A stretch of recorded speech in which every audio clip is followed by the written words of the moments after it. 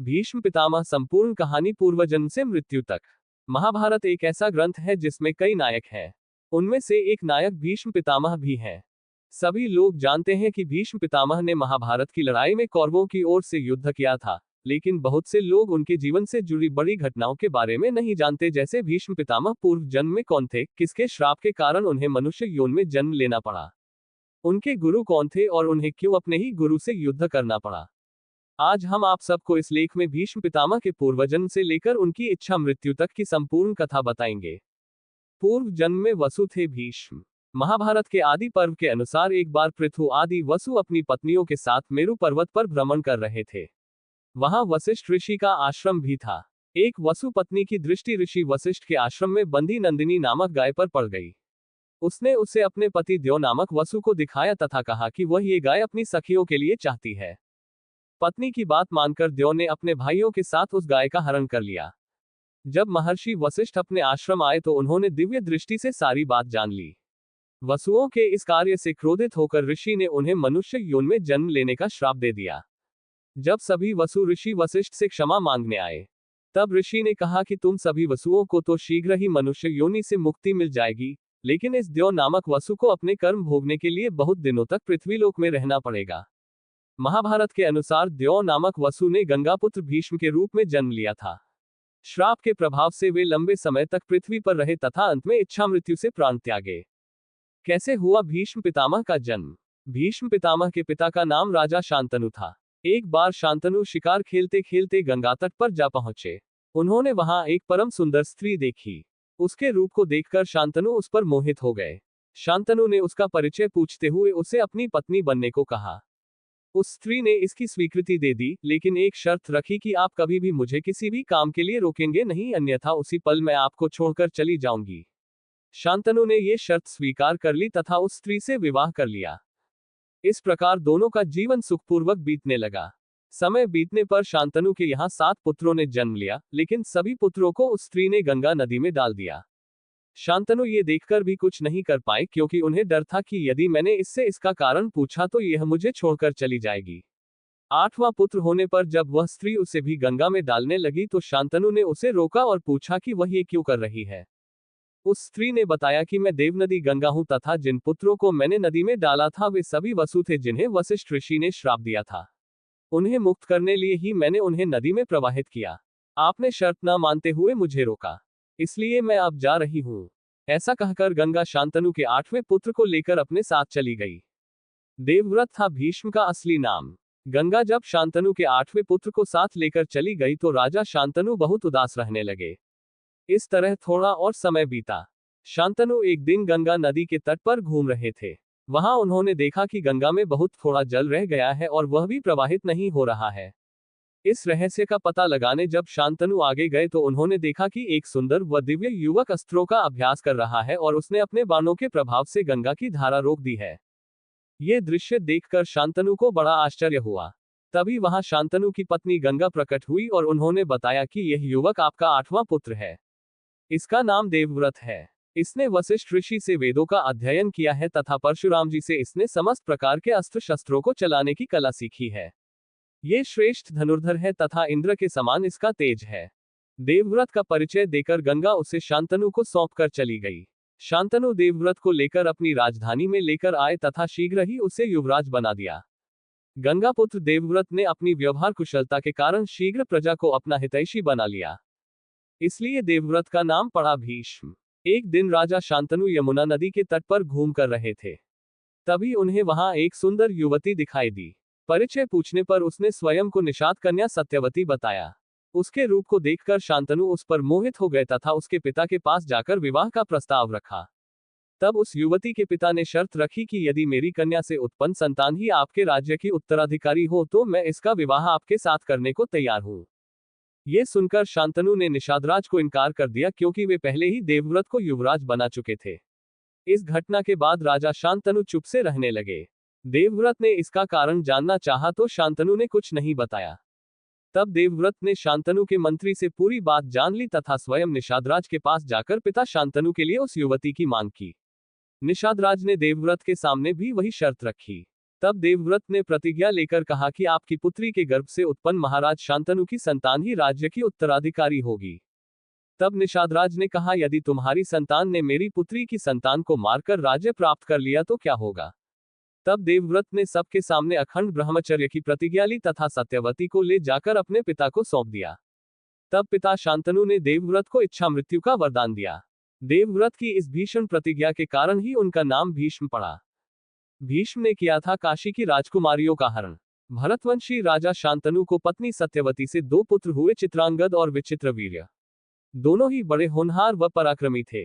अभी चित्रांगद ने युवावस्था में प्रवेश भी नहीं किया था कि राजा शांतनु स्वर्गवासी हो गए। तब भीष्म ने माता सत्यवती की सम्मति से चित्रांगद को राजगद्दी पर बैठाया।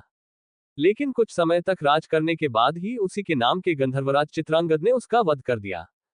तब भीष्म ने विचित्रवीर्य को राजा बनाया। जब भीष्म ने देखा कि विचित्रवीर्य युवा हो चुका है तो उन्होंने उसका विवाह करने का विचार किया। उन्हीं दिनों काशी के राजा की 3 कन्याओं का स्वयंवर भी हो रहा था। लेकिन काशी नरेश ने द्वेषतापूर्वक हस्तिनापुर को न्योता नहीं दिया। क्रोधित होकर भीष्म अकेले ही स्वयंवर में गए और वहां उपस्थित सभी राजाओं व काशी नरेश को हराकर उनकी 3 कन्याओं अंबा, अंबिका व अंबालिका को हर लाए। तब काशी नरेश की बड़ी पुत्री अंबा ने भीष्म से कहा कि वह मन ही मन में राजा शाल्व को अपना पति मान चुकी है। ये बात जानकर भीष्म ने अंबा को उसके इच्छानुसार जाने की अनुमति दे दी तथा शेष 2 कन्याओं का विवाह विचित्रवीर्य से कर दिया। भीष्म ने क्यों किया अपने गुरु से युद्ध। महाभारत के अनुसार भीष्म काशी में हो रहे स्वयंवर से काशीराज की पुत्रियों अंबा, अंबिका और अंबालिका को अपने छोटे भाई विचित्रवीर्य के लिए उठा लाए थे।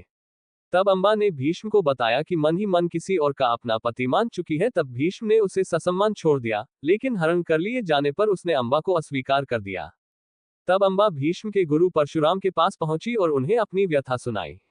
अंबा की बात सुनकर भगवान परशुराम ने भीष्म को उससे विवाह करने के लिए कहा, लेकिन ब्रह्मचारी होने के कारण भीष्म ने ऐसा करने से इनकार कर दिया। तब परशुराम और भीष्म में भीषण युद्ध हुआ और अंत में अपने पितरों की बात मानकर भगवान परशुराम ने अपने अस्त्र रख दिए। इस प्रकार इस युद्ध में न किसी की हार हुई न किसी की जीत। अगले जन्म में अंबा ने शिखंडी के रूप में जन्म लिया और भीष्म की मृत्यु का कारण बनी। भीष्म ने दिया था युधिष्ठिर को विजय होने का आशीर्वाद। जिस समय कौरवों और पांडवों में युद्ध शुरू होने वाला था, उसी समय धर्मराज युधिष्ठिर अपने रथ से उतरकर कौरव सेना की ओर चल दिए। कौरव सेना में जाकर युधिष्ठिर ने सबसे पहले भीष्म पितामह से आशीर्वाद लिया और युद्ध करने के लिए उनसे आज्ञा मांगी। तब भीष्म ने कहा कि यदि तुम इस समय मेरे पास न आए होते तो मैं तुम्हारी पराजय के लिए तुम्हें श्राप दे देता। लेकिन अब मैं तुमसे बहुत प्रसन्न हूं। तुम युद्ध करो, तुम्हारी ही विजय होगी। तब युधिष्ठिर ने भीष्म पितामह से कहा कि आपको तो युद्ध में कोई भी जीत नहीं सकता, तो हम युद्ध कैसे जीत पाएंगे। भीष्म ने कहा, संग्राम भूमि में युद्ध करते समय मुझे जीत सके ऐसी तो मुझे कोई दिखाई नहीं देता। मेरी मृत्यु का भी कोई निश्चित समय नहीं है, इसलिए तुम किसी दूसरे समय आकर मुझसे मिलना। भीष्म ने दिलाया था श्री कृष्ण को क्रोध। जब पांडवों व कौरवों का युद्ध प्रारंभ हुआ, उस समय कौरवों के सेनापति भीष्म पितामह ही थे। युद्ध के तीसरे दिन भीष्म पितामह ने पांडवों की सेना पर भयंकर बाण वर्षा कर भयभीत कर दिया। ये देखकर श्री कृष्ण ने अर्जुन से कहा कि वह भीष्म पितामह से युद्ध करे। अर्जुन और भीष्म पितामह में भयंकर युद्ध हुआ, लेकिन थोड़ी देर बाद अर्जुन युद्ध में ढीले पड़ गए और पांडवों की सेना में भगदड़ मच गई। ये देखकर श्री कृष्ण को बहुत क्रोध आया और वे रथ से उतर गए। श्री कृष्ण अपने हाथ में सुदर्शन चक्र लेकर बड़ी तेजी से भीष्म की ओर झपटे। श्री कृष्ण के इस रूप को देखकर भीष्म बिल्कुल भी भयभीत नहीं हुए। भगवान श्री कृष्ण को ऐसा करते देख अर्जुन रोकने के लिए उनके पीछे दौड़े। अर्जुन ने श्री कृष्ण को आश्वस्त किया कि अब मैं युद्ध में ढिलाई नहीं करूंगा, आप युद्ध मत कीजिए। अर्जुन की बात सुनकर श्री कृष्ण शांत हो गए और पुनः अर्जुन का रथ हाँकने लगे। भीष्म ने स्वयं बताया था अपनी मृत्यु का रहस्य। महाभारत के युद्ध में भीष्म पितामह ने पांडव सेना में भयंकर मारकाट मचाई।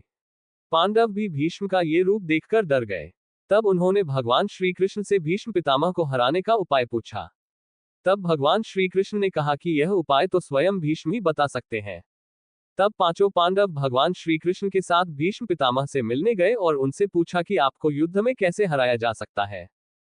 तब भीष्म ने बताया कि तुम्हारी सेना में जो शिखंडी है, वह पहले एक स्त्री था, बाद में पुरुष बना। अर्जुन यदि शिखंडी को आगे करके मुझ पर बाणों का प्रहार करे, वह जब मेरे सामने होगा तो मैं बाण नहीं चलाऊंगा। इस मौके का फायदा उठाकर अर्जुन मुझे बाणों से घायल कर दे। इस प्रकार मुझ पर विजय प्राप्त करने के बाद ही तुम ये युद्ध जीत सकते हो। ऐसे हुई भीष्म पितामह की पराजय। महाभारत युद्ध के 10वें दिन भी भीष्म पितामह ने पांडवों की सेना में भयंकर मारकाट मचाई। ये देखकर युधिष्ठिर ने अर्जुन से भीष्म पितामह को रोकने के लिए कहा। अर्जुन शिखंडी को आगे करके भीष्म से युद्ध करने पहुंचे।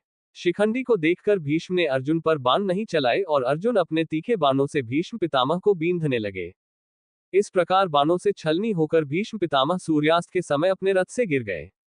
उस समय उनका मस्तक पूर्व दिशा की ओर था। उन्होंने देखा कि इस समय सूर्य अभी दक्षिणायन में है, अभी मृत्यु का उचित समय नहीं है, इसलिए उन्होंने उस समय अपने प्राणों का त्याग नहीं किया। युधिष्ठिर को दिया धर्म ज्ञान। महाभारत युद्ध की समाप्ति के बाद भगवान श्री कृष्ण ने युधिष्ठिर से कहा कि इस समय पितामह भीष्म बाणों की शैया पर है। आप उनके पास चलकर उनके चरणों को प्रणाम कीजिए और आपके मन में जितने भी संदेह हो उनके बारे में पूछ लीजिए। श्री कृष्ण की बात मानकर युधिष्ठिर भीष्म पितामह के पास गए और उनसे धर्म, अर्थ, काम और मोक्ष का ज्ञान प्राप्त किया। युधिष्ठिर को ज्ञान देने के बाद भीष्म पितामह ने उनसे कहा कि अब तुम जाकर न्यायपूर्वक शासन करो, जब सूर्य उत्तरायण हो जाए उस समय फिर मेरे पास आना। ऐसे त्यागे भीष्म पितामह ने अपने प्राण। जब सूर्यदेव उत्तरायण हो गए तब युधिष्ठिर सहित सभी लोग भीष्म पितामह के पास पहुंचे। उन्हें देखकर भीष्म पितामह ने कहा कि इन तीखे बाणों पर शयन करते हुए मुझे 58 दिन हो गए हैं। उन्होंने श्री कृष्ण को संबोधित करते हुए कहा कि अब मैं प्राणों का त्याग करना चाहता हूं। ऐसा कहकर भीष्म जी कुछ देर तक चुपचाप रहे। इसके बाद वे मन सहित प्राणवायु को क्रमशः भिन्न भिन्न धारणाओं में स्थापित करने लगे। भीष्म जी का प्राण उनके जिस अंग को त्याग कर ऊपर उठता था उस अंग के बाण अपने आप निकल जाते और उनका घाव भी भर जाता। भीष्म जी ने अपने देह के सभी द्वारों को बंद करके प्राण को सब ओर से रोक लिया, इसलिए वह उनका मस्तक ब्रह्म रंध्र फोड़कर आकाश में चला गया। इस प्रकार महात्मा भीष्म के प्राण आकाश में विलीन हो गए।